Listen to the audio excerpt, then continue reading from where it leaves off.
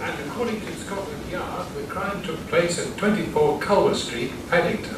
The murdered woman was a Mrs. Maureen Lyon. In connection with the murder, the police are anxious to interview a man seen in the vicinity wearing a dark overcoat, light scarf, and a soft felt hat. Motorists are warned against ice-bound roads.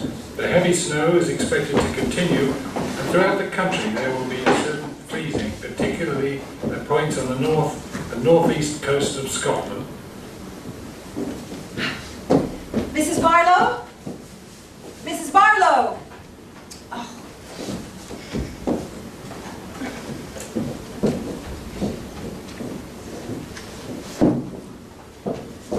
It's cold.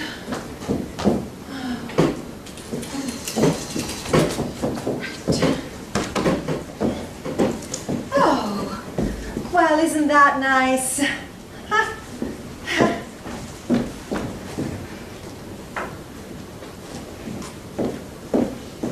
Oh, how stupid of Giles. Oh, God. Molly? Molly? Molly? Where are you? Doing all the work, you brute. Oh, there you are. Leave it all to me. Shall I stoke the aga? It's done. Hello, sweetheart.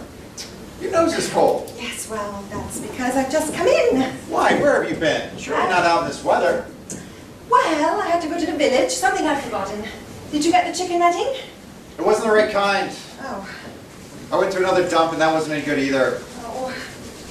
You know, the snow's coming down thick. Yes. You bet we're not snowed up tomorrow. Oh, well, as long as those pipes don't freeze. We'll have to keep the central heating well stoked up. Do you think everything's all right? First impressions are so important. Oh, Giles, do you think everything will be all right? Got cold feet, have you? Are you sorry we didn't sell this place when your aunt left it to you instead of having this mad idea of running it as a guest house? No, of course not. I love it. I mean, look at it. It's lovely, isn't it? Oh, and speaking of guest house, would you have a look at that? Pretty good, what? It's a disaster. Do you really not see it? You left out an S, Monkwell instead of Monkswell. Oh, good Lord, however did I do that? Oh, you're in disgrace. Go and stoke up the central heating. Across that icy yard? Hurry up, anyone could be here any minute now. You have all the rooms worked out? I think so. So, it's Mrs. Boyle, front four-poster room, Major Metcalf, blue room, Miss Caswell, east room, Mr. Wren, oak room. I wonder what all these people will be like. Shouldn't we have gotten rent in advance? Oh, no, I don't think so. They bring luggage if they don't pay rent. We hold on to the luggage, as simple as that. Yeah, but their luggage could just be bricks wrapped up in newspaper. Where should we be then? Oh, they run from very good addresses. That's what servants with forged references do. Some of these people may be criminals hiding from the police. Look, as long as they pay 7 guineas a week, I don't care. You are such a wonderful woman of business. Go.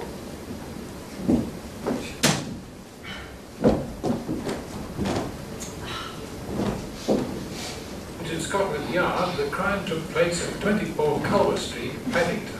The murdered woman was a Mrs. Maureen Lyon.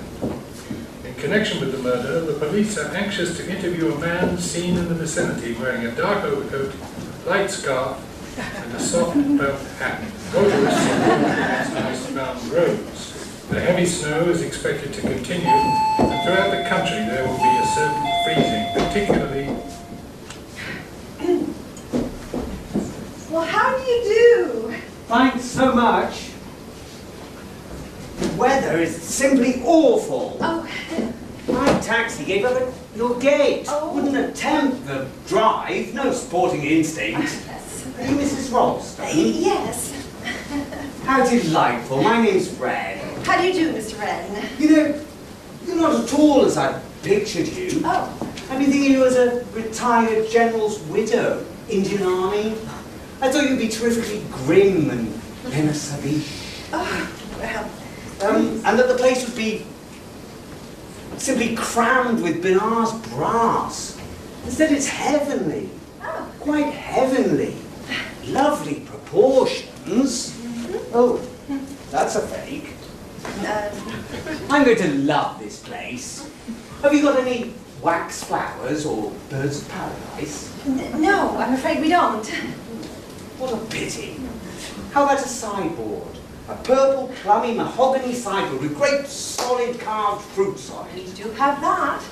It's in the dining room. In there, I must see it. Please, come on.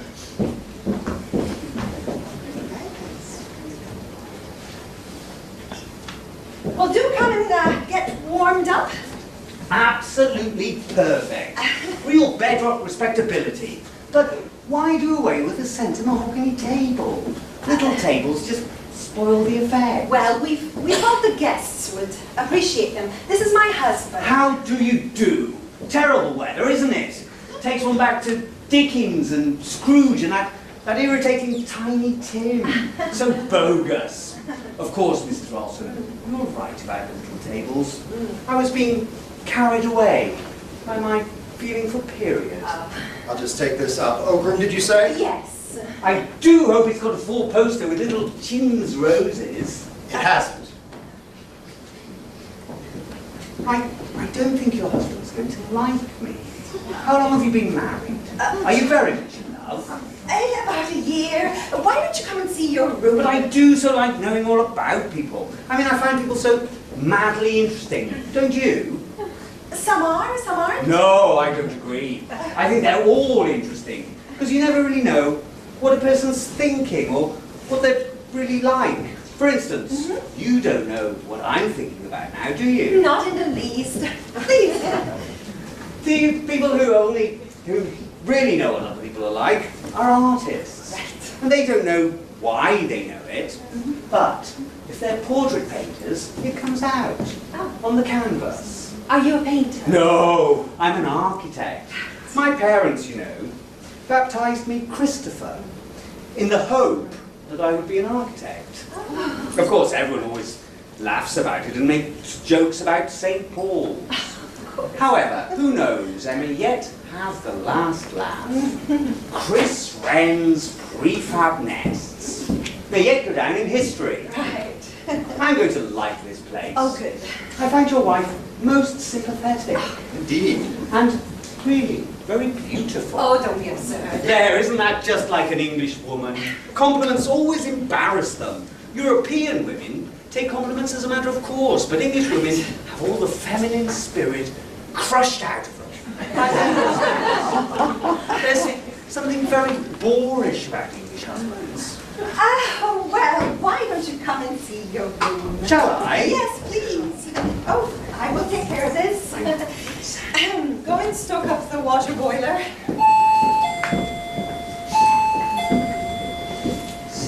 This is Monkswell Manor, I presume? Yes. I am Mrs. Boyle. Giles Ralston, come into the fire, Mrs. Boyle, and get warm. Awful weather, isn't it? Do you have any luggage? Oh, a Major Metcalf visit is seeing to it. I'll leave the door for him. Yes, well, the taxi would not risk coming up the drive. He stopped at the gate. We had to share a taxi from the station. And there was great difficulty in getting in and that. Seems nothing was ordered to meet us. I am so sorry. We didn't know what train you'd be coming by, you see. Otherwise, of course, we would have had somebody standing by. All trains should have been met. My wife will be down in a moment. I'm just going to go give Metcalf a hand with the bags. Driveway might at least have been cleared of snow. All very haphazard and careless, I must say. Oh, I'm sorry. Oh, Mrs. Ralston. Yes. Yes. You're very young. Young? Well, to be running an establishment of this kind, you can't have had much experience. Oh, well, there's a beginning for everything. Indeed, just as I thought, totally inexperienced. Oh dear, well, yes. An old house. Oh, I hope you haven't got dry rot. Oh, certainly not. Oh, well, a lot of people don't know they have got dry rot until it's too late to do anything about it. Oh, the house is in perfect condition. Yes, well, it could do with a coat of paint. Oh, you know you've got worm in this oak. What? This way, Major! This is my wife. Oh, how do you do? Ooh, absolute blizzard out there. Yes. I thought at one time we shouldn't make it. Oh, I beg your pardon. I think if it keeps up like this, you'll have 5 or 6 feet of snow by morning. I haven't seen anything like it since I was on leave in 1940. I'll just take this up. Rose room and blue room, did you say? Oh, no. I gave Mr. Wren the 4-poster room. He liked the 4-posters so much. So it's Major Metcalf blue room, Miss Caswell east room, Mrs. Boyle oak room. Major? Sir! So have you much circuit difficulty here? Oh, there's a very nice local woman who comes in. And what of indoor staff? No indoor staff, just us. I see. I was given to believe that this was a guest house in full running order. We're just starting out. Well, I would have said that a full complement of servants was essential before opening an establishment of this kind. I consider your advertisement to be most misleading. Oh, may I ask, am I the only guest here? Well, apart from Major Metcalf, that is? Oh, no, there are many others. And the weather, no less. A blizzard, of course. Oh, too unfortunate. We couldn't really have predicted the weather, could we? May I introduce Mr. Wren, Mrs. Boyle. How do you do? This is a very beautiful house, don't you think so? Well, I have come to the time of life where I consider the amenities of an establishment to be more important than its appearance. Had I not believed that this was an establishment in full running order, I should never have come. I was led to believe that it was full of all home comforts. You're under no obligation to remain here if you're not satisfied, Mrs. Boyle. Oh, no, indeed. I should not dream of doing so. If there's been any misapprehension, I could call for the taxi to return. The road's not yet blocked. We've had so many applications for rooms, we could fill your space quite easily in case we're raising our terms next month. No. I have no intention of leaving until I have tried what this place is like. Oh, you needn't think you could turn me out now. No. Perhaps you would show me to my bedroom, Mrs. Ralston? Why, of course, Mrs. Boyle. There you go. You were wonderful. I think that's a perfectly horrible woman. I'd like to see them throw her out into the snow, serve her right. It's a pleasure I'll have to forgo, I'm afraid. Lord, there's another one of them. Come in. Afraid my car's bogged about half a mile down the road. Ran into a drift. Let me take this. Any more stuff in the car? No, I travel light. Glad to see you've got a good fire. Mr. Wren, Miss... Casewell. My wife will be down in a moment. No hurry. Got to get myself thawed out. Looks as though you're going to be snowed up here. Weather report says heavy falls expected. Motorists warned, etc. Hope you've got plenty of provisions in. Oh, yes, my wife's an excellent manager. In any case, we can always eat our hens. Before we start eating each other, eh?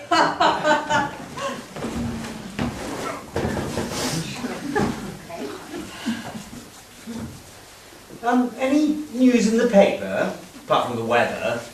Usual political crisis. Oh, and a rather juicy murder. A murder? Ooh, I like murder.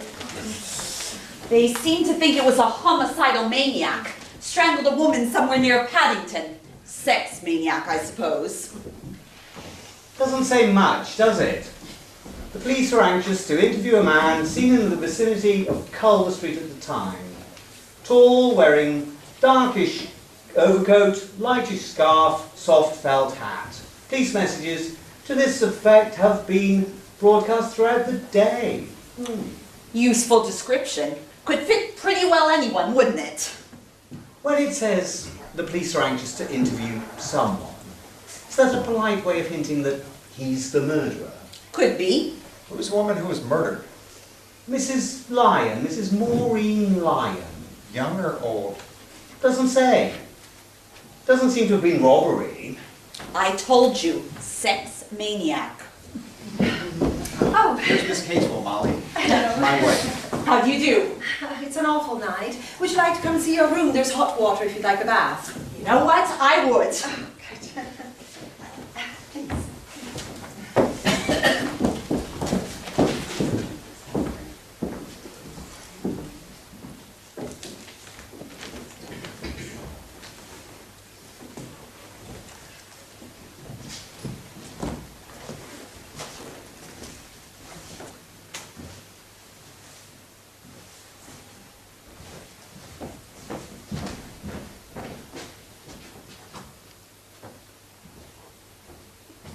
Well, I have to go and see to things in the kitchen. Well, Major Metcalf seems all right. I don't think we'll have problems with him. It's Mrs. Boyle that terrifies me. We must have a good dinner. So I was thinking I could open 2 tins of minced beef with cereal and a tin of peas. Then I'll mash the potatoes. And then we'll have stewed figs and custard. Do you think that'll be all right? I think so. Not very original, perhaps. Do let me help. I adore cooking. Why not an omelette? You've got eggs, haven't you? Yes, we have eggs. We have fowls. They don't lay as well, but we've put together a few eggs. And if you've got a bottle of cheap, any type wine, you could add it to the minced beef and cereal, eh? Yes. Give it a continental flavour. Show me where the kitchen is and what you've got, and I dare say I shall have an inspiration. Well, come on then. This way.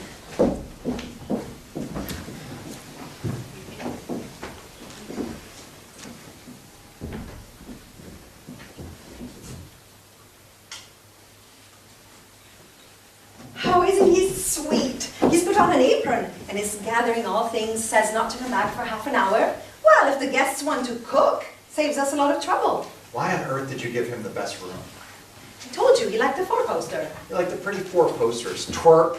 Giles? I've got no use for that kind. You didn't handle a suitcase. I did. Well, didn't have any bricks. No, it's got no weight at all. If you ask me, it's completely empty. It's probably one of those young people who go around bilking hotel keepers. I don't think so. I like him.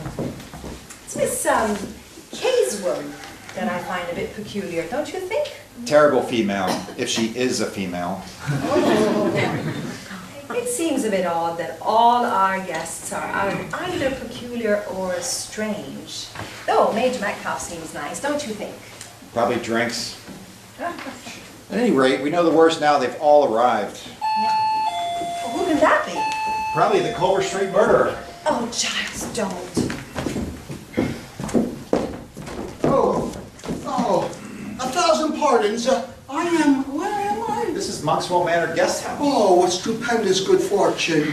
Madam, oh, what an answer to prayer. A guest house and a charming hostess.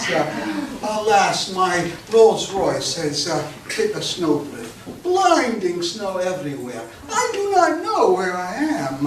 I think to myself, perhaps I shall freeze to death. Then I take my little bag, I stagger into the snow, and then I see before me big iron gates. A habitation, I am saved. But then twice I fall into the snow, and then finally I arrive, and despair turns to joy. You have a room for me, yes? Oh, yes. Oh, it's only a little one. Oh, naturally, you have other guests. Yes, well, you see, we opened just today, this morning, so we're rather new at it. Oh, charming, charming. What about your luggage? Oh, that is of no consequence. I have locked the car securely. Wouldn't it be better to get it in?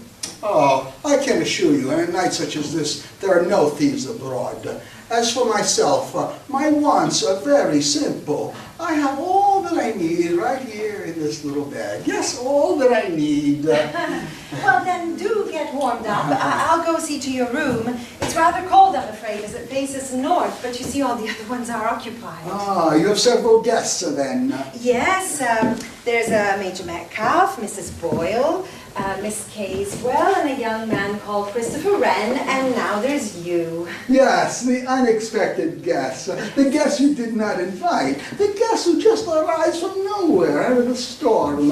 Sounds very dramatic, does it not? Who am I? You do not know. Where do I come from? You do not know. Me, I am the man of mystery. But now I tell you this. From now on, there'll be no more arrivals and no departures either. By tomorrow, possibly already, we are cut off from civilization. Oh. But that is admirable, admirable. It could not suit me better.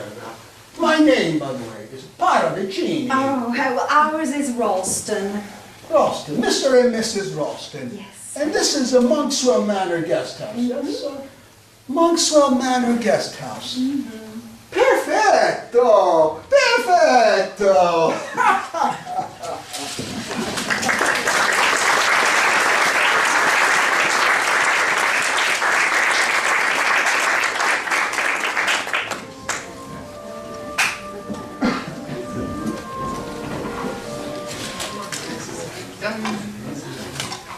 I consider it most dishonest not to have told me they were only just starting this place.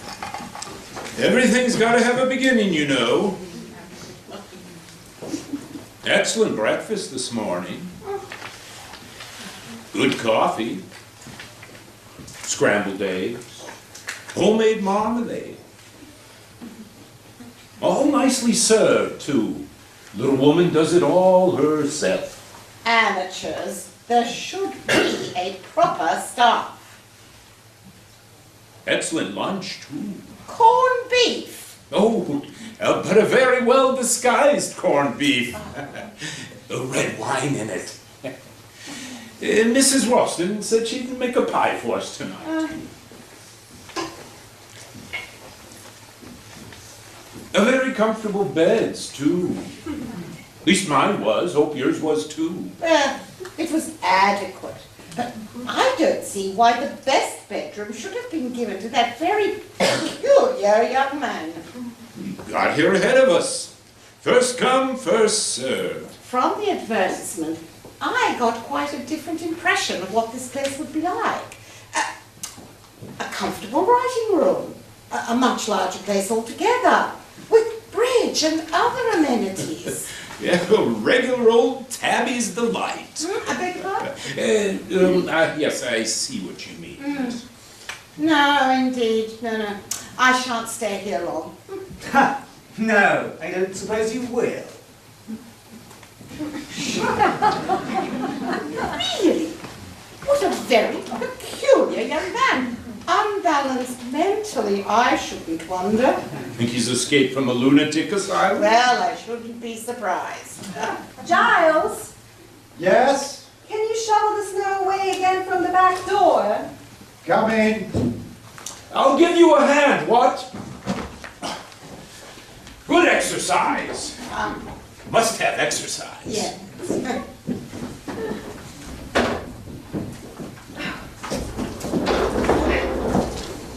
Oh, I'm so sorry. That's all right.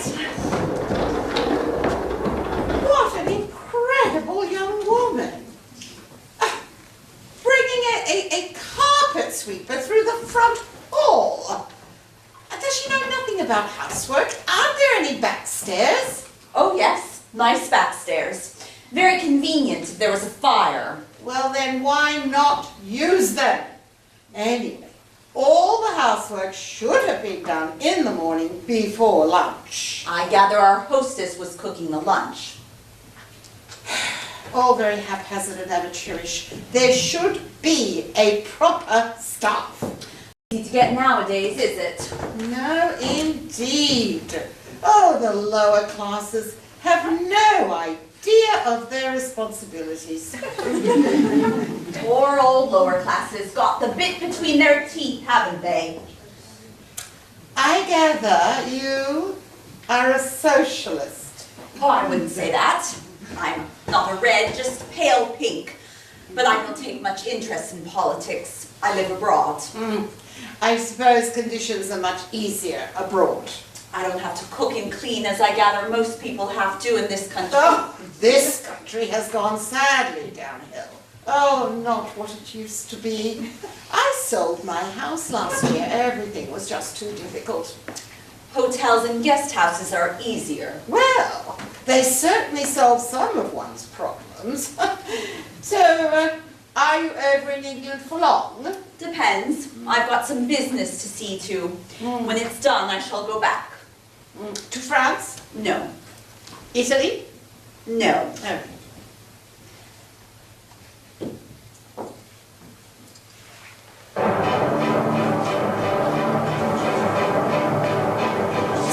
Would you mind not having that on quite so loud? I always find the radio rather distracting when I'm trying to write letters. Do you? If you don't particularly want to listen just now, could you... It's my favorite music. There's a writing table in there. I know, but it's much warmer here. Oh, I agree. Much warmer.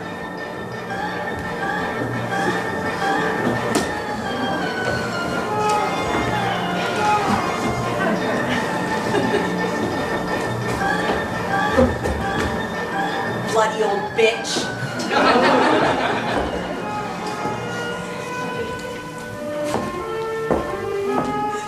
Hello. Wherever I go, that woman seems to hunt me down. And then she glares at me, positively glares. When you turn it off, it's served its purpose. What purpose? Tactics, boy. Oh, you mean her? She pinched the best chair. I've got it now. You drove her out. I'm glad. I'm very glad. I don't like her a bit. Let's think of things we can do to annoy her, shall we? I wish she'd go away from here. In this, not a hope. But when the snow melts... Oh. When the snow melts, lots of things may have happened. Yes, that's quite true. Snow's rather lovely, isn't it?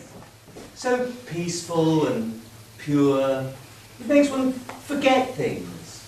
Doesn't make me forget. How fierce you sound. I was thinking. What sort of thinking? Ice on a bedroom jug.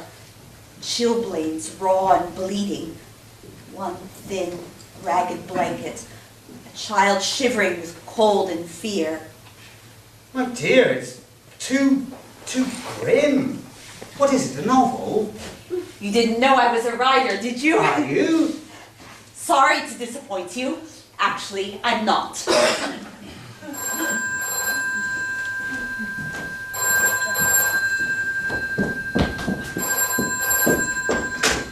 Hello, Mousetrap Manor Guest House. No, I'm sorry. Mr. Ralston cannot come to the phone at the moment. This is Mrs. Ralston speaking. Who? The Berkshire Police. Oh, hello, Inspector Hogben.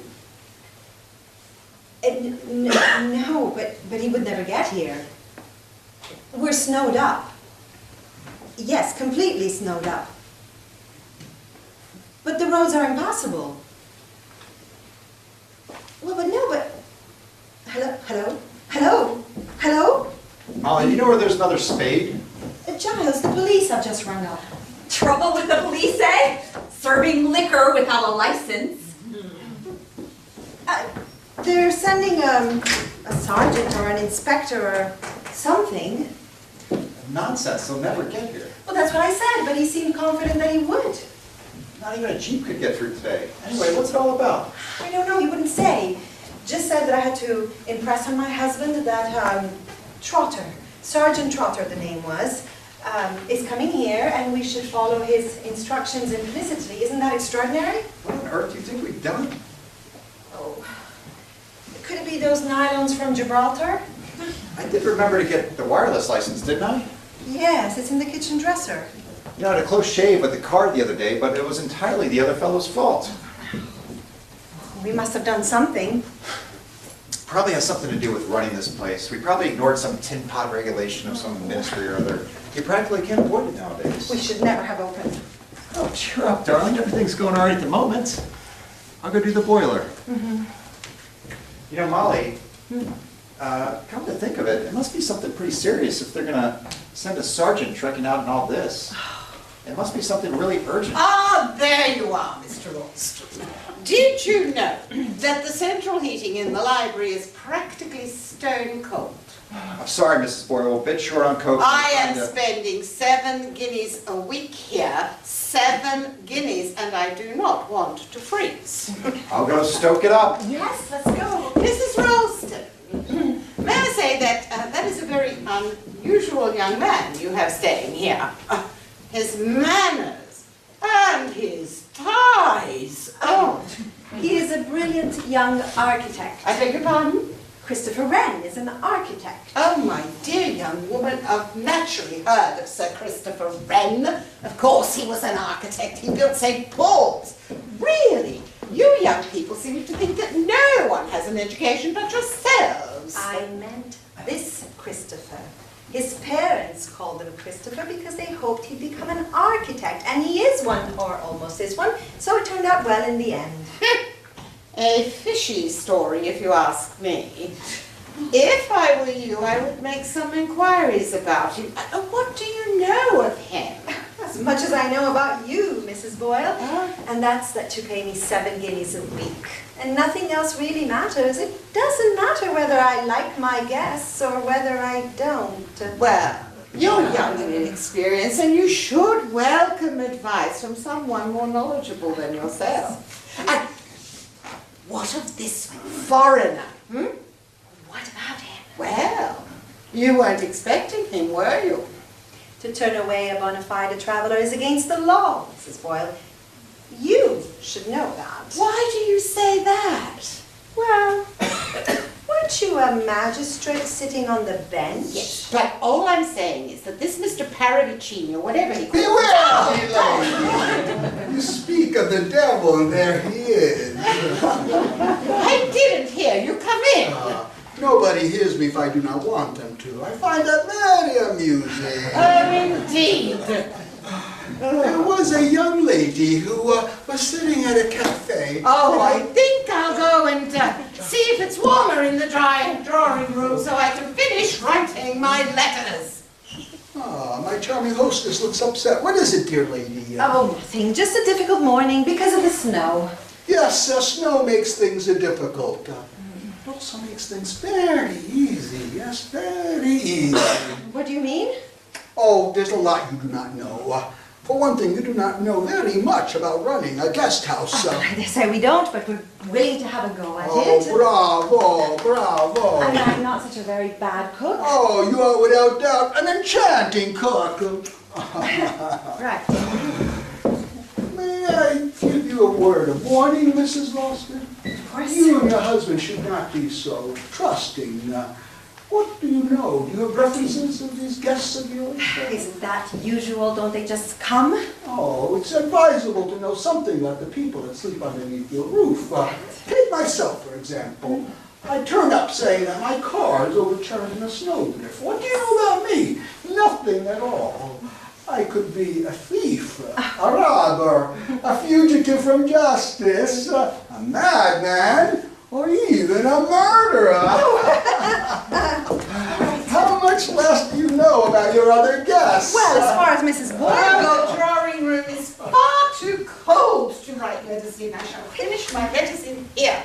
Mrs. Ralston, Yes. is your husband about? I'm afraid the pipes in the downstairs cloakroom are frozen. Oh, no, what an awful morning. First the police, now the pipes. Police? Police, did you say? Yes, they're sending a sergeant out, but he'll never get here. It's impossible to get here. Everybody cokes more than half stones, and the prices.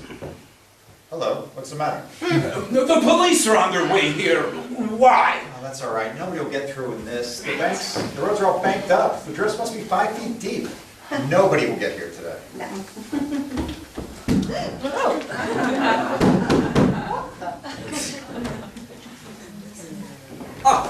Are you Mr. Ralston, sir? Yes? Detective Sergeant Trotter, sir. Berkshire Police. Do you mind if I get these skis off and stow them somewhere? Go around to the front door and I'll meet you. Very good, sir. Well then, So that's what we pay our police force for nowadays. To go around enjoying themselves at winter sports. Why did you send for the police, Mrs. Ralston? I didn't! Who's that man? Where did he come from? He passed the drawing room window on skis, all over snow, looking terribly hearty. Oh, well, you may believe it or not, but that man is a policeman. A policeman skiing. Excuse me, Mrs. Ralston, may I use your telephone? Of course, Major Metcalf. He's very attractive, don't you think so? I do find policemen very attractive. No brains, you can see that at a glance. Hello? Hello? Mrs. Ralston, this telephone is dead. Quite dead. So we're cut off now? Quite cut off. That's funny, isn't it? I don't think there's anything to laugh at. No, indeed. It was a private joke of my own. Everyone, this is Detective Sergeant Trotter. Good afternoon. Now then, Mr. Ralston, Mrs. Ralston, we can get down to business. Do you want to meet us alone? If so, we can go into the library. Oh, it's not necessary, sir. It'll save time if everybody's present. Oh, well, do hurry up. Tell us what we've done. Done? Oh, it's nothing of that kind. It's something, well, quite different. It's more a case of police protection, if you understand me. Police protection? Yes, it relates to the death of a Mrs. Lyon, Mrs. Maureen Lyon of 24 Culver Street, London West 2, who was found murdered yesterday. You may have heard or read about the case? Yes, I heard on the wireless, the woman who was strangled. That's right, yes. Well, the first thing I want to know is this. Were you at all familiar with this Mrs. Lyon? Never heard of her. Yeah. Well, you may have known her as Lyon. Lyon wasn't her real name. She had a criminal record and her fingerprints were on file, so we were able to identify her without much difficulty. Her real name was Mrs. Maureen Stanning, married to the farmer John Stanning, who was resident here, well, quite close to here, at Longridge Farm. Longridge Farm? Isn't that where those children were tortured? Yes, the Longridge Farm case. 3 children. Yes, the Corrigans, 2 boys and a girl.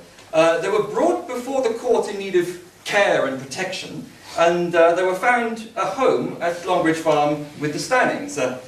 As a result of their mistreatment and criminal neglect, one of the children was killed. The case made something of a sensation at the time. Yes, it was horrible. Yes. Well, anyway, the Stannings were sentenced to terms of imprisonment. Stanning himself died in prison. Mrs. Stanning served her full term and was duly released. And as I say, she was found yesterday afternoon strangled at 24 Culver Street. And who did it? Well, I'm getting to that, madam. Close to the murder scene, there was a notebook which was picked up. Now, in the notebook was written 2 addresses. The first was, as I say, 24 Culver Street. The second was Monkswell Manor. What?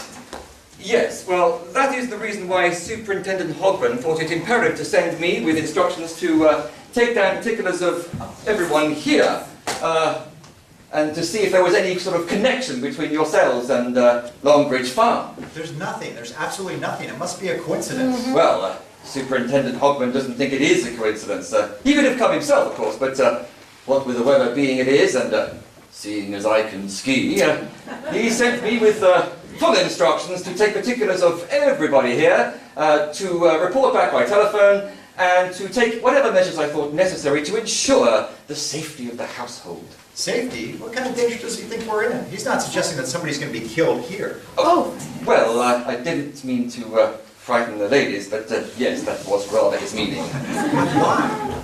Well, why? Well, that's what I'm here to find out. But the whole thing's crazy. Oh, yes, but it's crazy because it's dangerous. Oh, nonsense. It does seem a bit far-fetched. I think it's wonderful. Sergeant, is there anything that you haven't told us yet? Oh, yes. Underneath the 2 addresses was written the words 3 blind mice. And on a paper on the dead woman's body was another note saying, this is the first, with a drawing of 3 little mice and a bar of music. The bar of music was to the tune of the nursery rhyme, 3 blind mice. You know what it goes, 3 blind mice, 3 blind mice. See how they run, see how they run. It's a horrid tune, it's a horrible tune. There were 3 children and 1 died. Yes, the youngest, a boy of 11. What happened to the other 2?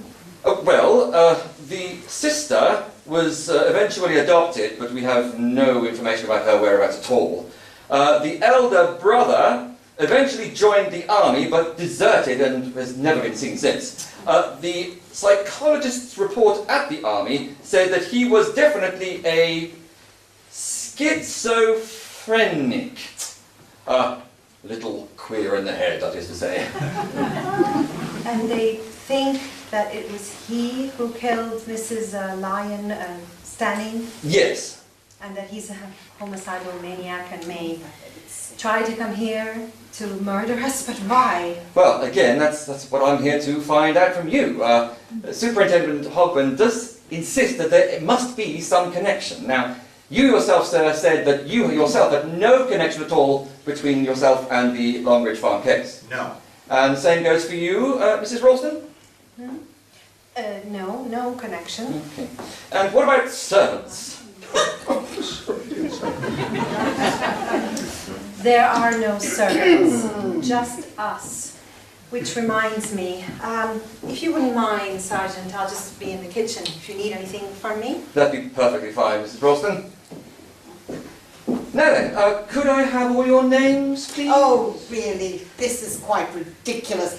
We are merely staying in a kind of hotel. We only arrived yesterday. We have nothing to do with this place. Well, yes, but you did book your trips in advance. I mean, you did book your rooms ahead. Well, yes. Well, all except Mr. Paravicini, my car overturned in a snowdrift. Right, yes. Well, as I was saying, if someone had been following you around, they might very well know that you were due to arrive here. Now, I want to get one thing quite clear. Who is it of you who has any connection whatsoever with the Longridge Farm case? Well, you're not being very sensible. One of you is in danger, deadly danger. I need to know who that is. Very well, I'll ask you one at a time. How about you, sir, since you seem to have arrived here by accident, Mr. Paravicini, I know nothing but nothing about what you're talking about. I am a foreigner in this strange land. I know nothing about the affairs of bygone days. Mrs. Boyle, really, I don't see... I consider it quite an impertinence. Why would I have anything to do with such... Well, but what with this distressing business? Miss... Casewell, Leslie Casewell. I've never heard of Longridge Farm, and I don't know anything about it. You, sir? Metcalf, Major. Read about the case in the papers at the time. I was stationed in Edinburgh then, and no personal knowledge. And you? Christopher Wren. I don't remember even hearing about it. And that's all you've got to say? Any of you? Well, if one of you gets murdered, you've only got yourselves to blame. Oh. Now then, sir, would you mind giving me a tour of this place, please?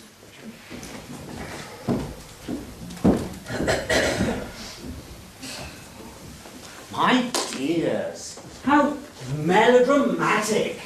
He's very attractive, isn't he? I do admire the police. So stern and hard-boiled. Quite a thrill, this business. 3 blind mice. Oh, how did the tune go? Really, Mr. Wren? Don't you like it? Oh. But it's a signature tune. The signature of the murderer.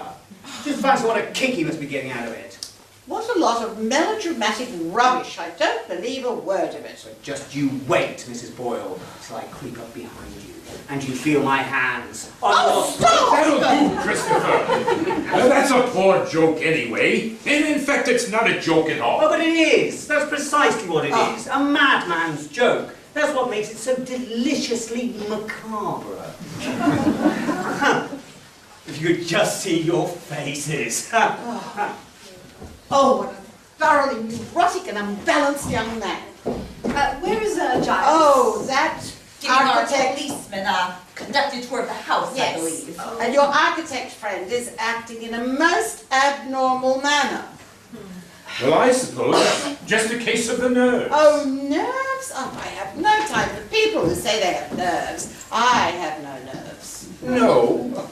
Well, perhaps that's just as well for you, Mrs. Boyle. Well, what do you mean by that? I think you were actually one of the magistrates on the bench at the time. In fact, you were responsible for sending those 3 children to Longridge Farm. Really, Major Metcalf, I can hardly be held responsible. We had reports from the welfare workers. Oh, and the farm people seemed to be very nice, and they were most eager to have the children. Well, it was almost satisfactory. Eggs, fresh milk, and a lovely outdoors sort of life. Kicks, blows, starvation, and a thoroughly vicious couple. Well, how was I supposed to know that? They were very civilly spoken. I was right. It was you.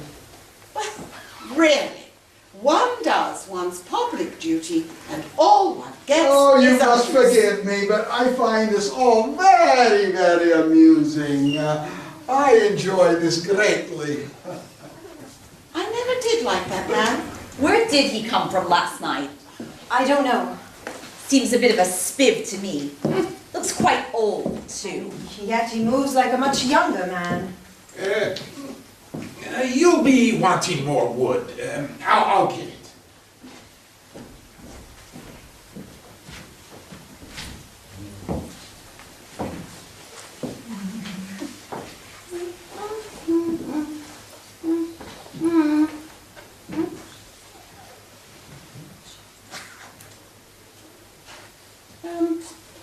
Now, oh dear, where did I leave my pen? Maybe in the library. Excuse me, I'm going to look.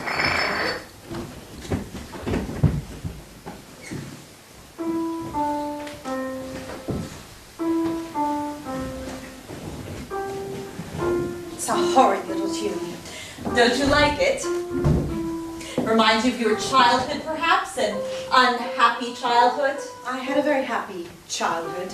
You were lucky. Didn't you have a happy childhood? No. Oh, well, I'm sorry. But all that's a long time ago. One gets over things. I suppose so. Or doesn't one? Damned hard to say. Well, they say that what happens to you as a child matters more than anything else. They say. They say. Who says? Psychologists. Humbug. It's a damn lot of nonsense. I've no use for psychologists and psychiatrists. Oh, I haven't had much to do with them. Good thing for you, you haven't. It's all a lot of hooey, the whole thing. Life is what you make of it. Go straight ahead. Don't look back. Sometimes you can't help looking back. Nonsense. It's a question of willpower. Perhaps, but... I know. Well, I'm not saying you're wrong, but sometimes things happen that make you remember. Don't give in. Turn your back on them. Is that right? I wonder. Maybe that's all wrong. Maybe one ought to confront them. Depends on what you're talking about. I don't know what I'm talking about. Nothing from the past is going to affect me, except in the way I want it to. Well, everything's all right upstairs?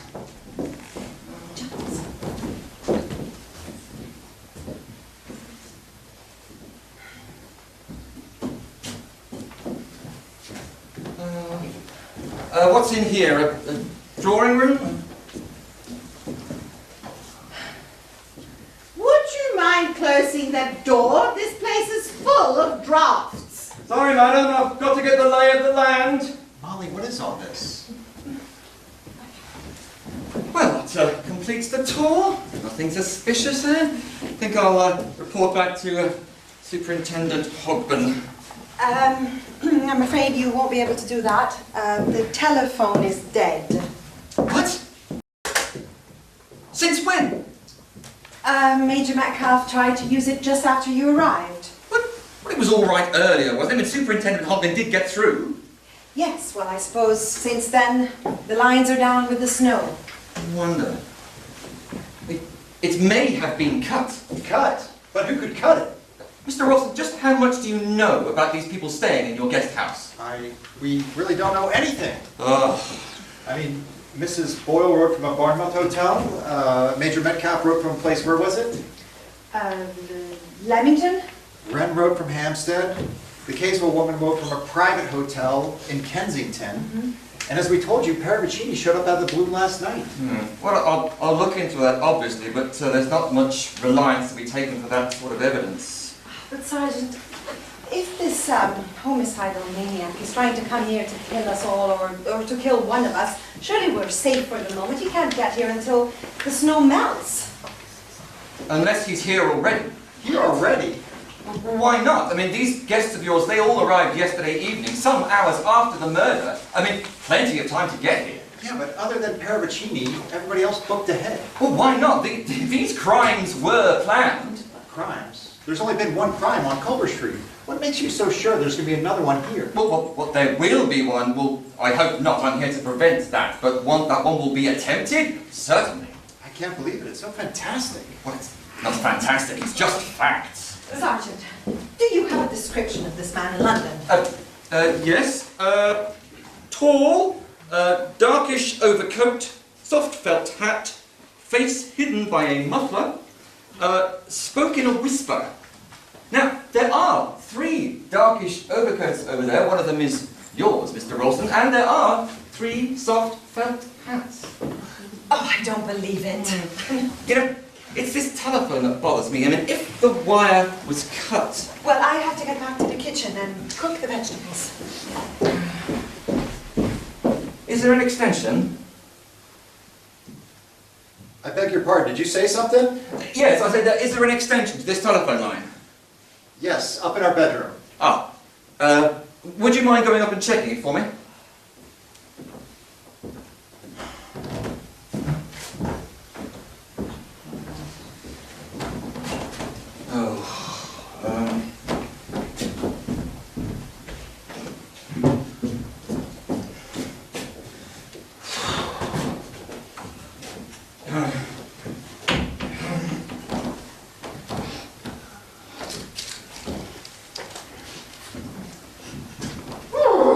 Oh, who left this window open?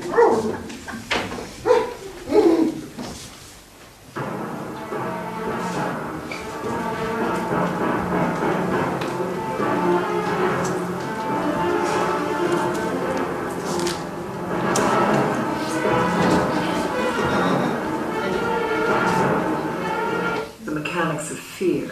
You have to study the precise effect produced on the human mind.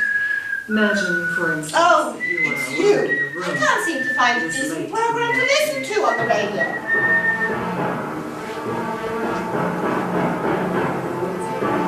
Here, what are you doing? Why did you turn off the lights?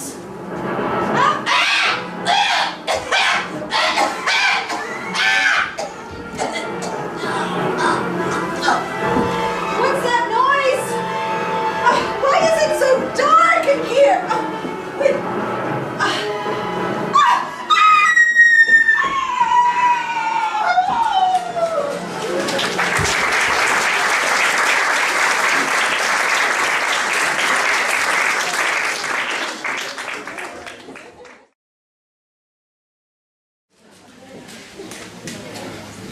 Now, Mrs. Ralston, try and think. Think. Can't think. My head is numb. Mrs. Boyle had only just been killed when you found her. Now, you came here from the kitchen. Are you absolutely sure you didn't hear or see anybody as you came along the corridor? I don't know. I just heard the radio blaring out and I couldn't think who turned it on so loud. So I anything about it, could I? Well, that was clearly the murderer's idea, or murderess. How could I have heard anything about it? What you might have done, if the murderer had come through this way, well, he might have heard you coming along the corridor and, well, he might have slipped up the stairs or into the dining room. Well, I think I heard the door creak and shut as I was coming out of the kitchen. Which door? Where? I don't know. Upstairs, downstairs, close at hand, left, right? I don't know. I tell you, I don't even know if I remember anything. Can't you stop bullying her? Can't you see she's all in? This is a murder investigation, Mr. Ralston. You know, nobody has been taking this seriously up till now. Mrs. Boyle didn't take things seriously. She held out on me. Well, you all held out on me. And now Mrs. Boyle is dead. And unless we get to the bottom of this thing, and quickly, there's going to be another death as well. Another? Nonsense, why? Because there were 3 blind mice. That would mean there'd have to be a death for each of them. Yes, that figures.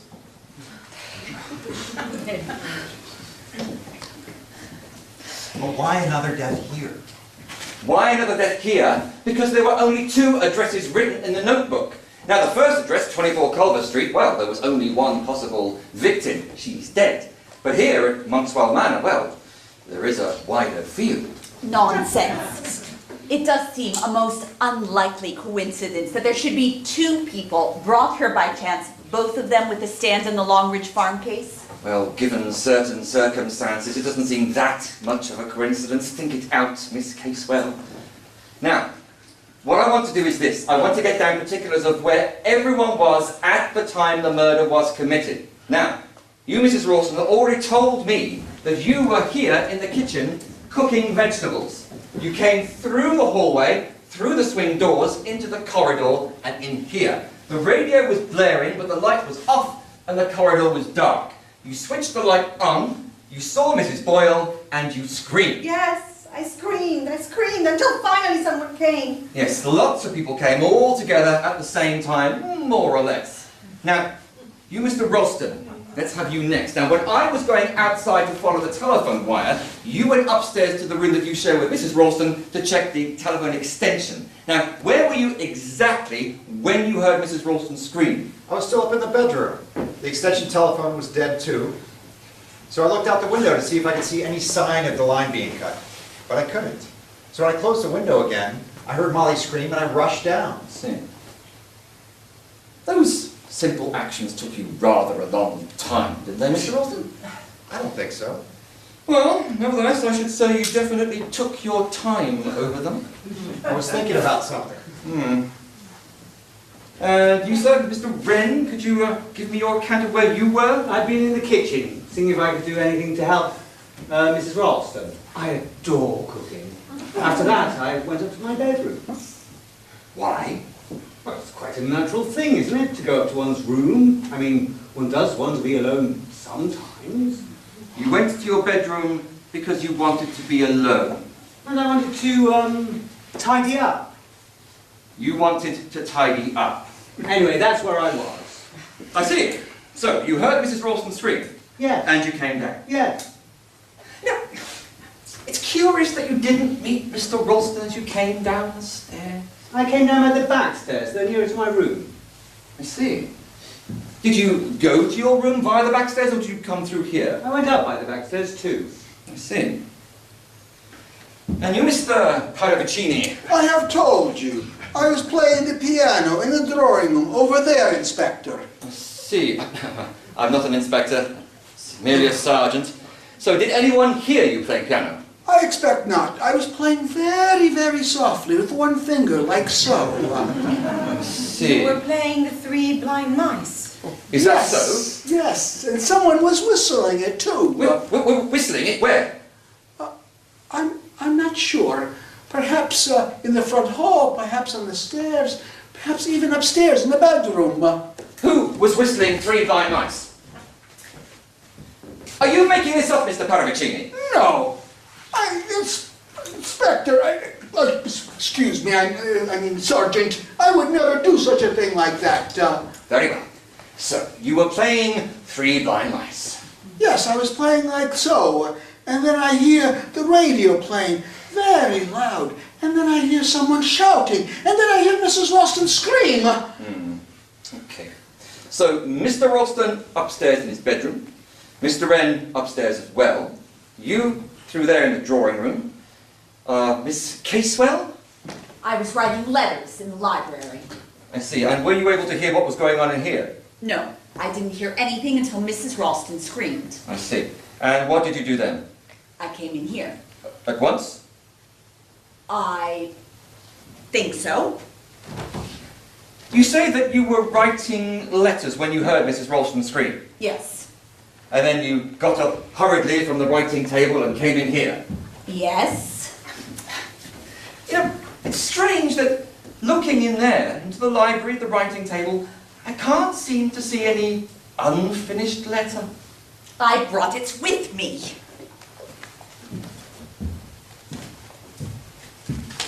Dearest Jessie, friend or relation of yours? That's none of your damned business. Very well. You know, if I was writing a letter, and then I heard someone screaming blue murder in the room next door to me, you know, I don't think I would take the time to take my unfinished letter, fold it neatly, and put it back in my handbag before finding out what was the letter. You wouldn't? How interesting. You, sir, Major Metcalf, now you say that you were downstairs in the cellars. Why? Looking around, just looking around. I looked into that cupboard place under the stairs near the kitchen. A lot of junk and sports tackle. And I noticed another door inside of it. And I opened it and I saw a flight of steps. I was curious, and so I went on down. Nice cellars you've got. Glad you like them. No, not at all. A crypt of an old monastery, I should say. Probably why this place is called Monkswell. Yes, thank you, Major Metcalf. We're not engaged in antiquarian research. We're involved in a murder investigation here, thank you. Now, Mrs. Ralston says that she heard a door close with a faint creak. Now, we all know that that door over there closes with a faint creak. Now, it could be that the murderer, after killing Mrs. Boyle, hearing Mrs. Ralston coming along the corridor, decided to sneak into that cupboard and close the door too. A lot of things could be. And there'd be fingerprints on the inside of the cupboard. Yeah, well, mine are there all right, but most criminals are careful to wear gloves, aren't they? Yes, well, that is true, yes, but all criminals slip up eventually. Is that really true, Sergeant? But look here, Sergeant, are we wasting time? There's Mr. one Ralston, person who- I am in control of this investigation, thank you. Oh, very well, but I don't need to be Mr. here. Ralston!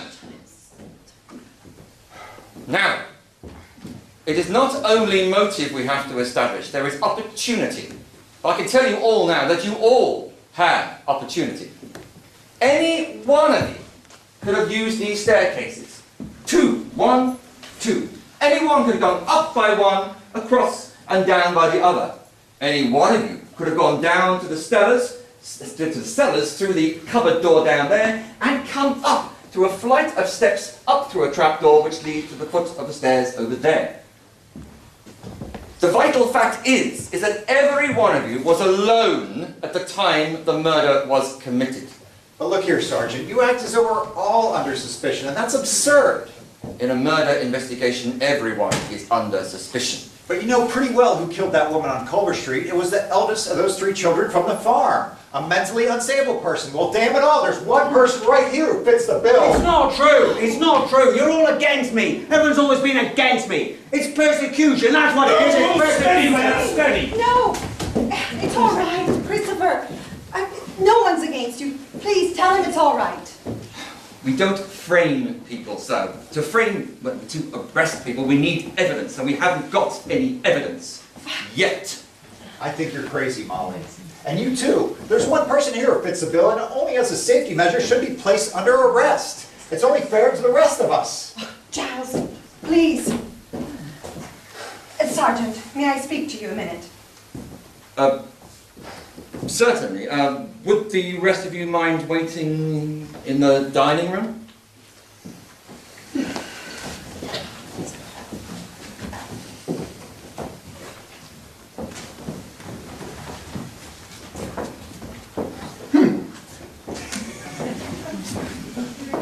I'm staying.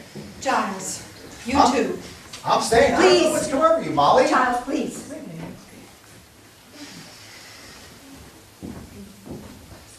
Now then, Mrs. Ralston, what was it you wanted to say to me? Sergeant Trotter, you think this crazy killer is the eldest of the 3 farm children, but you don't know that, do you? We don't actually know a thing. All we have is that the woman who conspired with her husband to starve and torture those children has been killed. And the woman magistrate who put them there has been killed. And also, the telephone line that links me with the police station has been deliberately cut. Oh, but you don't know that. It could have been snow. No, Mrs. Ralston. I found the place where it was. It was definitely, deliberately cut. I see. Have a seat, Mrs. Ralston. All the same, you can't know for sure. Well, I'm just going by probability. It all points one way. Mental instability, childlike mentality, desertion from the army, and of course, that army report from the psychologist. And therefore it all points to Christopher. But I don't think it was him. There must be other possibilities.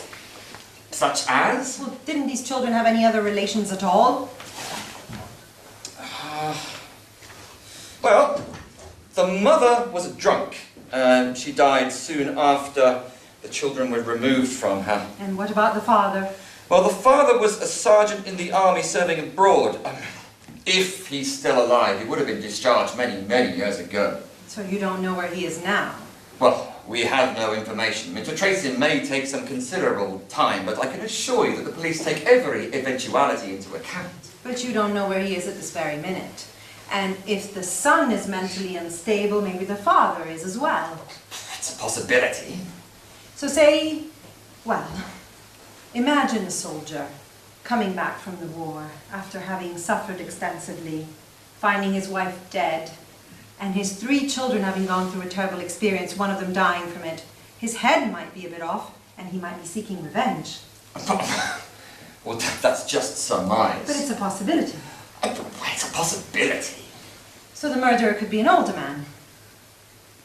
Well, Major Metcalf looked very startled when I told him the police had rung up. He really did, I saw it. Major Metcalf? A soldier, an older man. I know he seems perfectly nice and normal, but it mightn't show, might it? Well, very often it doesn't show at all. Right.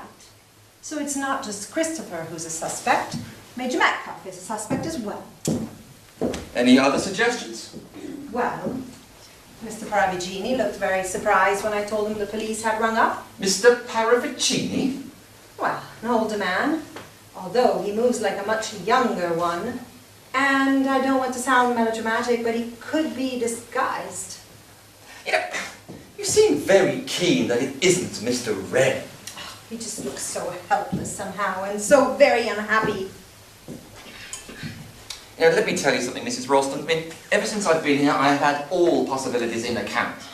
There's the father, there's the brother Georgie, and there is another person as well. You may remember there's a sister. Oh, yes, the sister. Well, the murderer could have been a woman. I mean, the muffler pulled well over the face and the hat pulled well down. And, of course, the murderer spoke in a whisper. I mean, it's very often the voice that gives the sex away. I mean, could have been a woman. Miss Caswell. Well, you know, as I say, there is a very wide field. And, of course, there's yourself. Me? Well, you're about the right age. Please.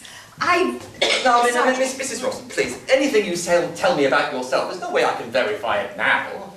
And, of course, there's your husband. Giles! Don't be ridiculous. Well, he and Mr. Wren are roughly of an age. I mean, one may look younger and the other may look older. I mean, but just how much do you know about your husband? What? How much do I know about Giles? So don't be silly. Well, how long have you been married? About a year. And where did you meet? In London at a dance. We were in a party. I see. And did you meet his people? He doesn't have any people. They're all dead. They're all dead. Oh, you make it sound so wrong. His father was a barrister and his mother died when he was a baby. Oh, yes, but you're only telling me what he told you. Yes, I mean, you don't actually know from your own knowledge. It's outrageous. Oh, Mrs. Ralston, please, if only you knew how many times I've heard this sad story. Some woman marries her man, a couple of years go by and she finds out he's some absconding bank clerk or an army deserter or something equally undesirable. I mean, just how long had you known him before you got married? About 3 weeks. Ah, and yet you know absolutely nothing about him. That's not true. I know everything there is to know about him. I know, oh, he is Giles, for goodness sake, and it's ridiculous to think he's some kind of homicidal maniac. And besides, he wasn't even in London at the time the murder took place. Where was he? Well, here? No, he was driving around the countryside. He went to sail to look for chicken netting for our chickens. I see. Bring it back with him? No, it turned out it was the wrong kind. Oh. This place is, what, 30 miles from London? Oh, ABC. Let's have a look. Oh, an hour by train, a little more by car. I tell you, Giles was not in London. Ah, wait 1 moment. Oh, this is your husband's coat, right? Yes. Ah, look. Evening Standard. Ah, sold on the streets of London about 3:30 yesterday afternoon. I don't believe this. Ah, don't you? Don't you?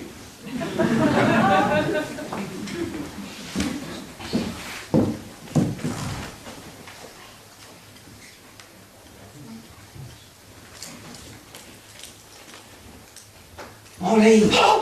Where is he? Where's he gone? You startled me.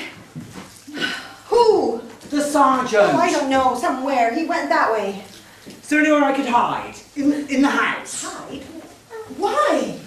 But darling, they're all so frightfully against me. They're going to say I committed these murders. Particularly your husband. Oh, never mind him. Christopher, you can't keep running away this way all the time. Why'd you say that? Because it's true. You have to grow up sometime. I wish I hadn't. Your name isn't really Christopher Wren, is it? No. And you're not really training to become an architect? No. Oh, but then why? Why did you say? Why did I call myself Christopher Wren? It just amused me. They used to laugh at me at school and call me Little Christopher Robin. Robin, Wren. It was hell being at school. Well, then what is your real name? We needn't go into that. Oh, Christopher. I ran away while I was doing my army service. It was all so beastly. I hated it. No. Yes, I am just like the unknown murderer. I told you I was the one the specification fitted. You see, my mother... Your mother? Everything would be all right if she hadn't died. She'd have taken care of me, looked after me. Christopher, you can't expect people to keep looking after you. You have to grow up. Things happen to you, you have to bear them and get on with it, as usual. One can't do that. Yes, one can. You mean you have? Yes. What was it? Something really bad? Something I just want to forget. Was it something to do with Giles? No, it was long before I met Giles. Well, you must have been very young, almost a child. Yes, and that's perhaps why it was so awful. It was horrible, horrible, and I don't want to think about it. I just want to put it out of my mind. So you're running away from things too? Running away instead of facing them? I suppose so. Well, considering we only met yesterday, we know a lot about each other, don't we? Yes, it's odd, isn't it? No, I think there's some kind of sympathy between us. Anyway, you think I ought to stick it out? Well, really, what can you do? I might steal the sergeant's skis. I can ski quite well. What? That would be very stupid. It would be like admitting that you're guilty. Sergeant Trotter thinks I am No, guilty. he doesn't. No, I don't know what he thinks. I hate him. Who? Sergeant Trotter, he puts things into your head and you start to doubt and things that can't be true, that can't possibly be true. What is all this? I don't believe it. I won't believe it. What won't you believe? Come on. Out with it. Do you see this? Yes? It's an evening paper, a London paper.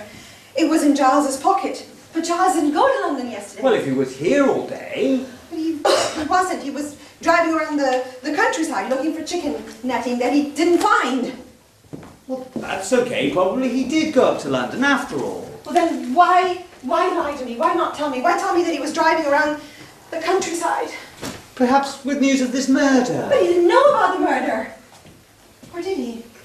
Oh, Lord, or did he? Good Lord, Molly, surely you don't think...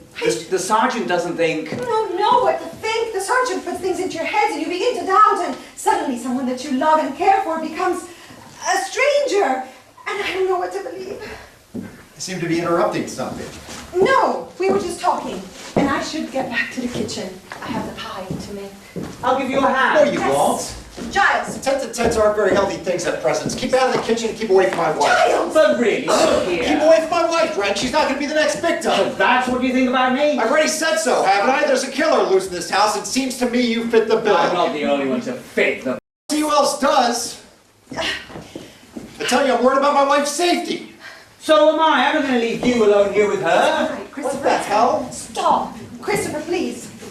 I'm not going anywhere. Just go, please. I mean it. I shan't be far away. It's all right. What is all this? Molly, you must be crazy. Perfectly prepared to show yourself up in a kitchen with a homicidal maniac. He isn't. You just have to look at him, see he's bonkers. I tell you, he isn't dangerous. I know if he was dangerous, and besides, I can look after myself. That's what Mrs. Boyle said. Oh, stop it. What's between you and that wretched boy? What do you mean between us? I feel sorry for him, that's all. Perhaps you met him before. Perhaps you suggested for him to come here and you both would pretend to meet for the very first time. All cooked up between you, was it? You were out of your mind? How dare you say such things? Rather odd, isn't it, that he'd come and stay in an out-of-the-way place like this? Well, no other than Mrs. Boyle or Miss Casewell or Major Metcalf should. You know, I read in a paper once that these homicidal types had the ability to attract women. What? Looks as though it were true. Where did you first know him? How long has this been going on? Don't be ridiculous. You know perfectly well I never set eyes on Christopher until yesterday. That's what you say, but perhaps you've been running up to London to meet him on the I sly. haven't been up to London for weeks. You haven't been up to London for weeks. Is that so? What do you mean? It's perfectly true. Then what's this? This is the glove you were wearing yesterday. You dropped it. I picked it up this afternoon when I was speaking to Sergeant Trotter. You see what's inside? A London bus ticket. So not only did you go to the village yesterday, you went to London as well. All right. While I was safely racing around the countryside. Oh, really? You were safely racing around the countryside? Come on, admit it. You went to London. Fine, I went to London and so did you. What? You brought back this, an evening paper. Where'd you get that? In your pocket. Anybody could have put it there. Did they? No, you went to London. All right, I went to London, but I didn't go there to meet a woman. You didn't? Are you sure that you didn't? What do you Oh, mean? get away from me. What's the matter? Don't touch me. Did you go to London yesterday to meet Christopher Don't Wren? be ridiculous. Of course I didn't. Then why did you go? I don't know. I forgot. Maybe I don't want to tell you. Molly, what's come over you? You're different all of a sudden. I feel like I hardly know you anymore. When did you really know me? We've been married, what, a year? But you didn't know me before, did you? What I felt, what I thought, what I've done. You don't really know me. Molly, you're crazy. Fine, I'm crazy. Maybe it's fun to be crazy. What the hell are you talking Now, I hope you young people are not saying more than what you mean. One is so apt to in these lovers' quarrels. Lovers' quarrels, that's good. Quite so, quite so. I know exactly how you feel. I've been through this myself once when I was a younger man. Oh, jeunesse, jeunesse, as the poet says. You've not been married very long, I That's no business of yours, Mr. Perovicini. No business at all. I just came in to say that the sergeant cannot find his skis, and I'm afraid he's very annoyed. Christopher. What? He wants to know if by any chance you've moved him, Mr. Ralston. No, of course not. Mr. Ralston, Mrs. Ralston, have either of you removed my skis from the cupboard back there where we put them? Certainly not. Well, someone's taken them. What made you happen to look for them? Well, the snow is still lying. I need help, reinforcements. I was going to use them to ski to the police station at Market Hampton to call for report back.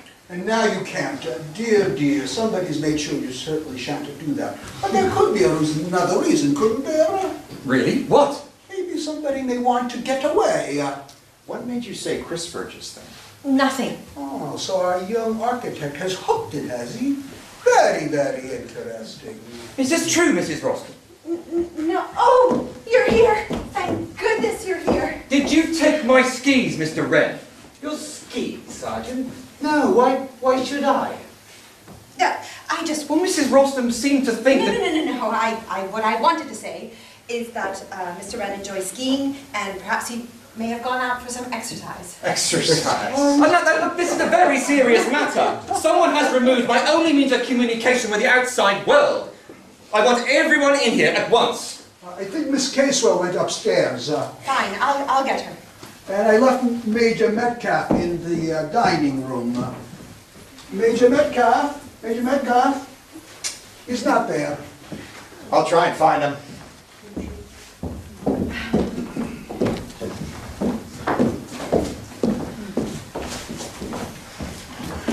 Hello? Wanting me? It's a question of my skis. Skis? Did either of you take them from the cupboard back there? Good Lord, no. Why should I? And I didn't touch him. Well, nevertheless, they are gone. But which way did you go to your room? Up the back stairs. Oh, well, then you did pass by the cupboard door. If you say so. I've no idea where your skis are. Well, you said you were actually in the cupboard today. Yes, I was. At the time Mrs. Boyle was killed. At the time Mrs. Boyle was killed, I'd gone down to the cellars. Well, were the skis in there when you passed through? I haven't the least idea. Well, didn't you see them? Can't remember. You can't remember if the skis were actually in the cupboard? No good shouting at me, young fellow. I wasn't thinking about any damn skis. I was interested in the cellars. The architecture of this place is very interesting. Now, I opened the other door and I went on down, so I can't tell you whether your skis were there or not. Well, you do realize that you yourself had an ample opportunity of taking them. Yes, I'll grant you that. If I wanted to, that is. Okay. Well, the question now is, where are they now? Ought to be able to find them if we all set to. And not a case of Hunt the Thimble. Whacking great things, skis. Supposing we all set to, huh? Well, wait, just one moment, Major Metcalf. That may be what we're meant to do. I don't get you. Now I have to put myself in the place of a crazy, cunning brain. I have to ask myself, what does he want us to do? And what is he himself planning to do next? I've got to stay just one step ahead of him, because if I don't, there may well be another murder. You still don't believe that? Yes, Miss Casewell, I do. 3 blind mice. 2 mice dealt with, 1 still around. Mrs. Boyle is dead. Mrs. Boyle held out on me with information. You all held out on me. There are 6 of you here. 1 of you is a killer. 1 of you is a killer. I don't know which yet, but I'll get them. And another 1 of you is the killer's prospective victim. Now that is the person I'm talking to now. Whatever you have that links you to the Longridge Farm case, please tell me now, because you're in deadly danger. Anyone who's killed twice is not going to hesitate to kill a 3rd time. And I need to know who to protect. Please, come on, tell me. Any connection, however slight, that you have to reproach yourself for in a bygone business. Tell me now. All right? You won't. I will get the killer. I can guarantee you that. I'll get him. But I may be too late for 1 of you. And another thing. The killer is enjoying himself. Oh, yes. He's enjoying himself a great deal. Very well. You can go.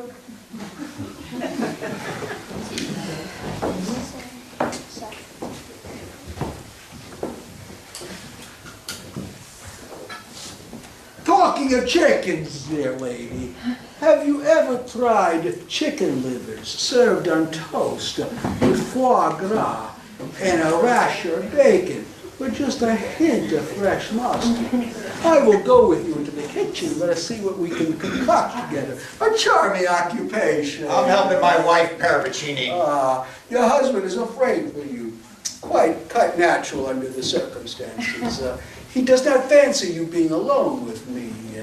But how can I convince you that I am not a homicidal maniac? But it's so difficult to prove the negative. But then again, what if I am the three blind mice? Oh, God, stop. Three blind mice. Oh, such a gay tune, don't you think? She cut off their tails with a carving knife. Snick, snick, snick. Delicious. Just what a child would adore. Cruel little things, children, don't you think about it? Stop biting my wife at once! I'm sorry, this is silly, I know, but you see, I found her. Her face was purple, and I can't forget that. Yes, it's always very difficult to forget things, and you are not the forgetting kind. I have to go back to the kitchen. It's all falling apart. Giles, please. Whatever you said seems to have upset her, sir. Oh, dear Sergeant, I was just having a little fun. I'm always so fond of a little joke. Well, there's nice fun, and there's fun that's not so nice. Oh, I do wonder what you mean by that. You know, I've been wondering about you, sir. Indeed. Yes, I've been wondering how you came to be here, that your car turned over in a snowdrift so conveniently. Inconveniently, you mean, don't you, Sergeant? I suppose that really depends on how you look at it, sir, doesn't it? Now, where exactly were you bound for? Oh, I was just going to visit a friend. I see, here in the neighbourhood? Not so very far from here. And what was the name and address of this friend? Oh, does that really matter now? What does it have about this predicament? Well, we always like the fullest of information, sir. Now then, as you were saying, this name? I didn't say. No, you didn't say, did you? And by the look of you, I don't think you're going to say. Now, that is very interesting, isn't it, sir? So many reasons. And a more discretion. He's jealous husbands. A little old for chasing the ladies, are we, sir? Maybe not as old as I appear to look, Sergeant. You know, that's just what I was thinking. What? That you may not be as old as you look. I mean, there are many people who try and look younger than they are, but when one finds someone actively trying to look older, it does make oneself ask why. You ask so many questions of so many people. Now you ask questions of yourself. Isn't that overdoing it a bit? Well, I might get answers from myself, sir. I don't get many from you. Well, try again. That is, if you have any other questions. One or two. Okay, so, where were you coming from yesterday? Oh, that is simple. From London. Let's see. What address in London? I always stay at the Ritz Hotel. Very nice, I'm sure. What permanent address? I dislike permanency. Very well. What is your profession or business? I play the market. Stockbroker? Oh, you so misunderstand me, Sergeant. This is some sort of game, you know. You're very, very sure of yourself, aren't you? Well, I shouldn't be too sure of yourself. You are mixed up in a murder investigation, and don't you forget it. This isn't just fun and games, you know. Not even this murder, Sergeant? Oh, you are just so serious. I always knew policemen didn't have a sense of humor. Are we done with this inquisition for the moment? For the moment, yes. Oh, well, thank you very much. I shall now go into the drawing room and look for your skis, just in case someone has hidden them in the grand piano.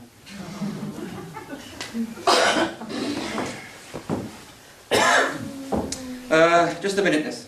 Were you speaking to me? Yes, yes. Would you mind having a seat? Well, what do you want?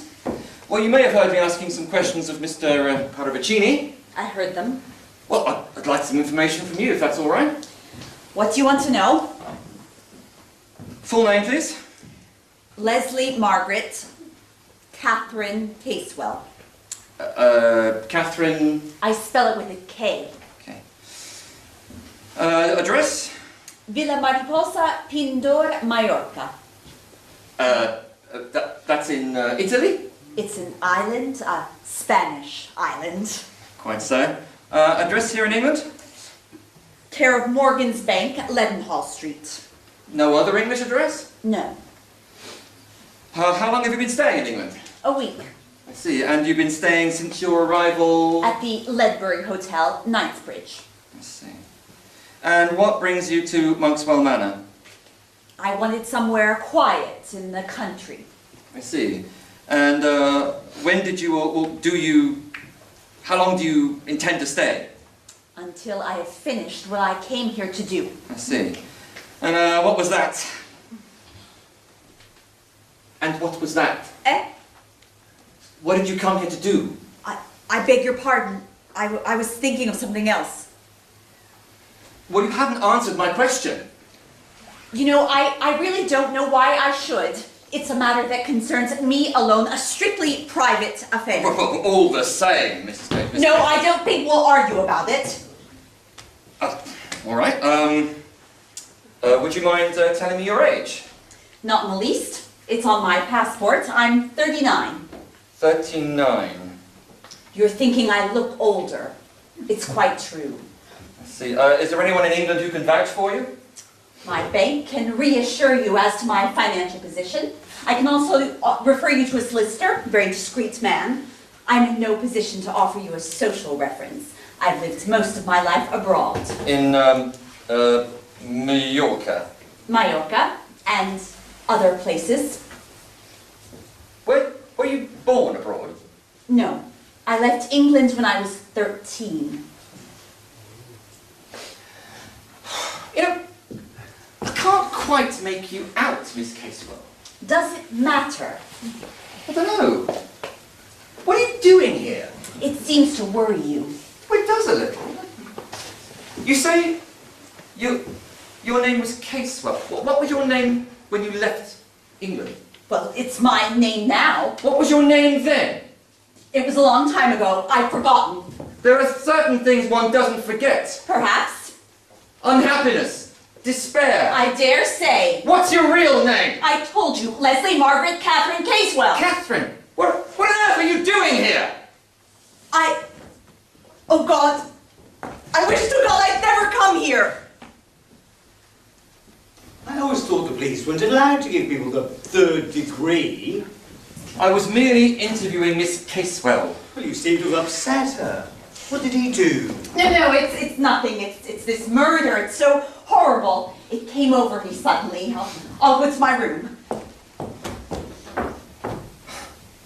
It's impossible.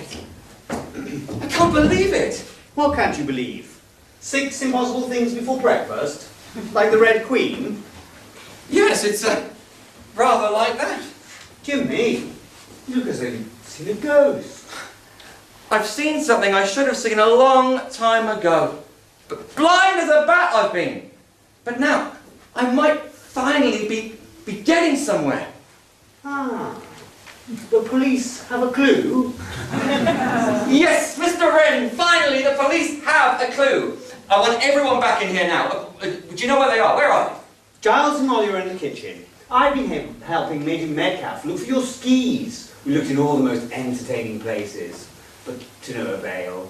I don't know where Paravicini is. I'll get Paravicini, you can get the others. Mr. Paravicini! Mr. Paravicini! Yes, Sergeant. What can I do for you?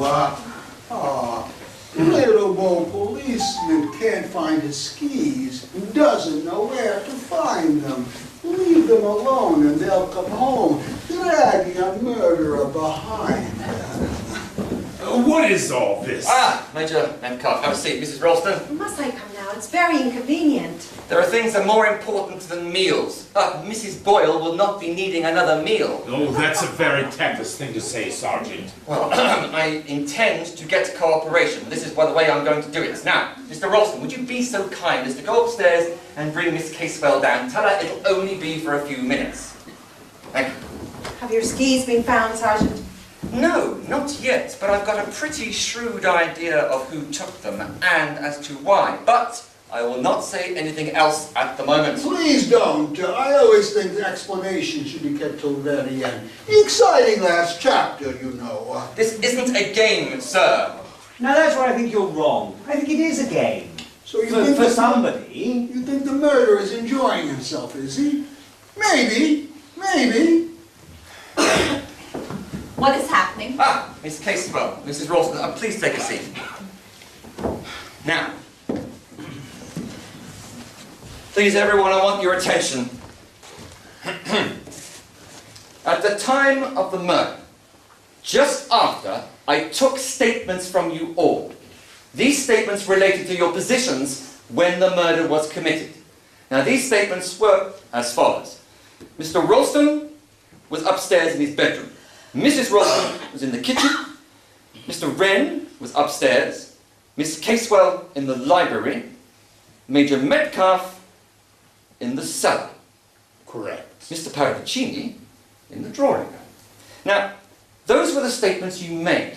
Now, I had no means of checking them at the time. They may be true, they may not. Well, to put it quite clearly, 5 of those statements are true, 1 is false. Which one? 5 of you were telling the truth. 1 of you was lying. Now, I have a plan to discover which one of you was lying. And if I find out which one that was, then I will know who the murderer is. Not necessarily. Someone may have lied for some other reason. Oh, well, I highly doubt that. Well, what's the idea? You just said you had no means of checking these statements. No, but what if we were to repeat these actions a second time? That older chestnut, the reconstruction of the crime. That's a foreign idea. Well, not a reconstruction of the crime, a reconstruction of the movements of supposedly innocent people. And what do you expect to learn from that? Ah, well, you'll forgive me if I don't reveal that quite at the moment, sir. I don't see the point. Well, there is a point, sir. It is a means of me checking up on the supposedly original statements, and one statement in particular. Now then, we will need to recreate these actions. It's a trap. What do you mean it's a trap? It's a trap. I know it's a trap. Well, all I want is for the same actions to be done by exactly the same people again. But I don't say I can't see what you can possibly hope to find out by making people do the things they did before. I think it's just nonsense. Do you, Mr. Wren? Well, count me out. I'm too busy. I cannot count anybody out. Why are you all so unwilling? It's almost as if you were all guilty. Of course, what you says goes, Sergeant. We're all cooperate. Eh, Molly? Oh, very well. Wren? Miss Casewell? Yes? Paravicini? Oh, I consent. Major Metcalfe? Yes. Are we supposed to do exactly what we did before? The same actions will be performed, yes. Then I will return to the drawing room and with the singer like so play the signature tune of the murderer. 3 a blind to myself. Not so fast, Mr. Paravicini. Mrs. Ralston, do you play piano? Yes, I do. And you know the tune of 3 Blind Mice. Don't we all? So you would theoretically be able to sit down and play with 1 finger. Yes. Okay, could I ask you please to go into the drawing room and sit at the piano and be ready to play at my instruction? I understood that we were all supposed to return to our former roles, Sergeant. Well, the same actions will be performed, but not necessarily by the same people. Thank you, Mrs. Ralston. I still don't see the point. There is a point, Mr. Ralston. We'll be checking up on the original statements, and 1 statement in particular. Now then, please listen carefully. I shall give you your new stations. Mr. Wren, would you please go to the kitchen and look after Mrs. Ralston's dinner? You're very fond of cooking, I hear. Thank you. Mr. Paravicini, would you pop up to Mr. Wren's room and look in the bedroom? By the back stairs is the quickest route. Major Metcalfe, would you be so kind as to go up to Mr. Ralston's room and check on the telephone line up there? Miss Casewell, could you go down to the cellars? Through the cupboard door, Mr. Wren will show you the way. Unfortunately, I need someone to reproduce my actions outside in the snow. It's a bit of a chilly job, and seeing Mr. Ralston seems to be the most robust of us, could you possibly go outside? Thank you, sir. And what are you going to do? Well, I shall play the part of Mrs. Boyle. Taking a bit of a risk, aren't you? Yes, well, could you all go to your stations and remain there until you hear me call you back? Thank you. Parlor games.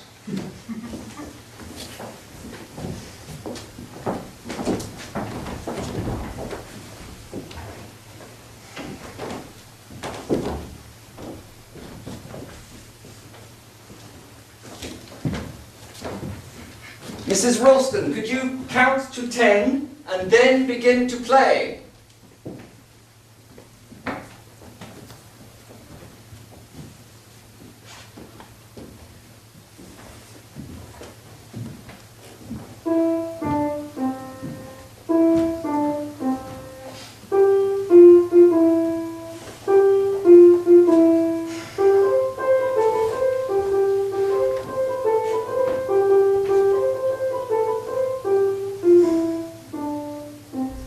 Mrs. Ralston!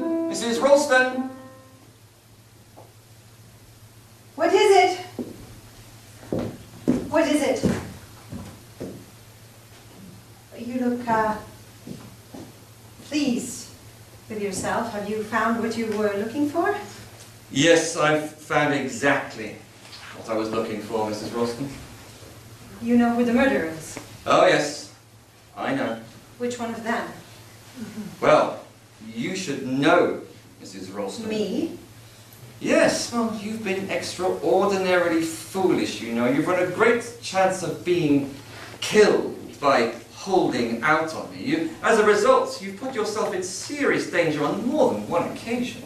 What do you mean? Come, Mrs. Ralston. We police aren't as dumb as you suspect. I've realized for quite some time that you had first-hand knowledge of the Longridge Farm affair. You knew Mrs. Boyle was the woman magistrate. In fact, you knew all about it. Why say something? I don't understand.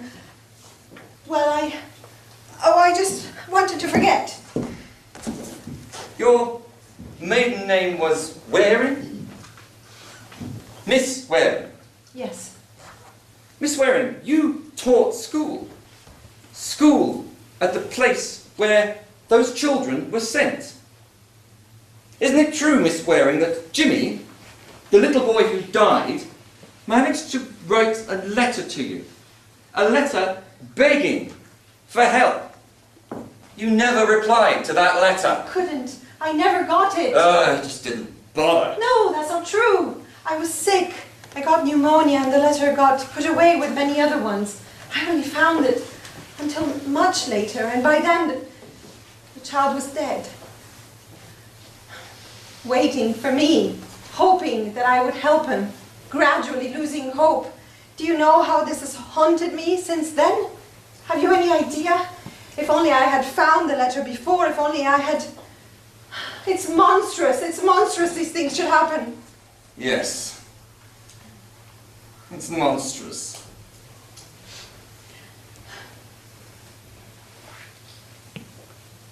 I thought the police didn't carry revolvers.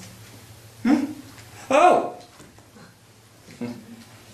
The police don't carry revolvers, Mrs. Ralston. See, I'm not a policeman.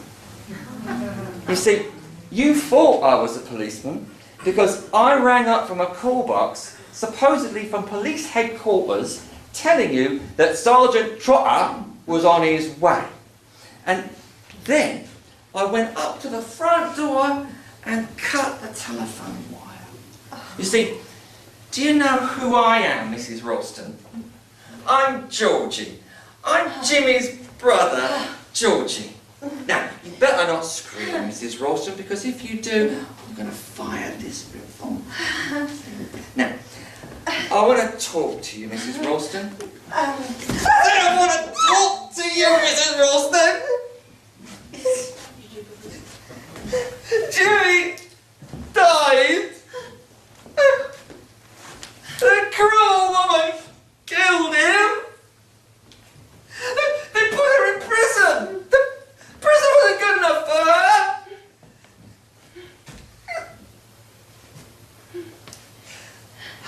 killed her. Killed her in the fog. It was great fun. I said, I'm gonna kill them all when I grow up. I'm gonna kill you in a minute. Oh, don't. You'll never get away safely, you know that. Someone's taken my skis. Oh, it doesn't matter. I don't really mind if I get caught or not.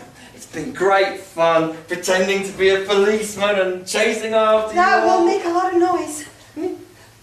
Oh, I suppose it will, Rafa. Yeah. You know, better I do it the old-fashioned way and take you by the neck. Mouth in a trap. Georgie, you know, don't you? Don't you remember the farm, Georgie? The animals, the fat old pig, the day the bull chased us across the field, and the dogs. Dogs? Yes, Spot and Plain. Kathy? Yes, Kathy. You remember me, don't you? What are you doing here? I came to England to find you. I didn't recognize you at first. Come with me, Georgie. You're coming with me. Where are we going? It's all right, Georgie. I'm taking you someplace where they'll look after you and see to it that you won't do any more harm. Ralston! Ralston! Molly, are you all right? Charles! I would have dreamt it was Trotter. He's mad. He's quite mad. You should have told me. Oh, I was mixed up in it all. I was the teacher at the school, but he thought I did it, but I couldn't do anything. I couldn't help the child. You should have told me. I just wanted to forget. Well, everything's under control. He'll be unconscious soon with a sedative. His sister's looking after him. The poor fellow's as mad as a hatter, of course. I had my suspicions of him all along. You did? You didn't think he was a policeman? Oh, I knew he wasn't a policeman. You see, Mrs. Ralston, I'm a policeman. You? Yes, as soon as we got hold of that notebook with Monkswell Manor written in it, we saw it as vital to have someone on the spot. And when we put it to him, Major Metcalf agreed to let me take his place. Well, I couldn't understand it when Trotter showed up. Oh. And his Casewell, sister? Yes. It seems she recognized him just before this last business. Didn't know what to do about it, but came to me, fortunately, just in time. Well, it's starting to thaw, so help will be here very soon. Oh, by the way, Mrs. Ralston, I'll remove those skis. I hid them on top of the four-post. Oh, I thought it was Paravicini. I gather they'll examine that car of his rather carefully. I wouldn't be surprised if they find like 1,000 or Swiss watches in that spare wheel. Molly, I believe you thought I was the murderer. Charles, why did you go to London yesterday? Sweetheart, I was buying you an anniversary present. What? We've been married just a year today. That's why I went. And I didn't want to tell you. Oh.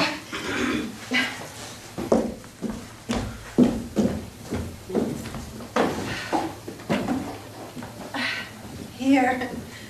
They're cigars. Oh, darling, how sweet of I you. hope you like them. So where is my present? Oh, I almost forgot.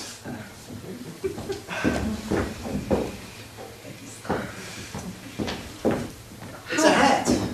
A hat? But, darling, I hardly ever wear them. Just for best. Right. Well, it's lovely. Put it on. No, maybe later when I've done my hair properly. It's all right, isn't it? The woman at the store said it was the last thing in hats. Oh, Mrs. Ralston! Mrs. Ralston! There's a terrible smell of burning coming from the kitchen! It's my pie!